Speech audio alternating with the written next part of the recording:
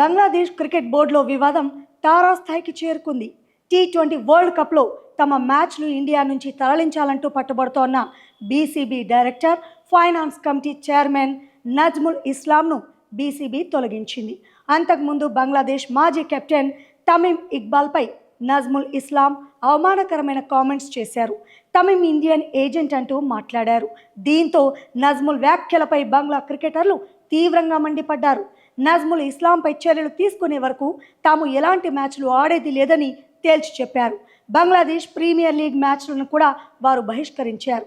దీంతో దిగొచ్చిన BCB Najmul ఇస్లాంకు show cause నోటీసులు జారీ చేసింది. అయినా శాంతించని ప్లేయర్లు షోకాజ్ నోటీస్ కాదు, ఖచ్చితంగా నజ్ముల్ను తొలగించాల్సిందే అంటూ ఫైర్ అయ్యారు. ఫలితంగా నజ్ముల్ ఇస్లాంపై వేటు వేస్తూ నిర్ణయం తీసుకుంది బీసీబీ.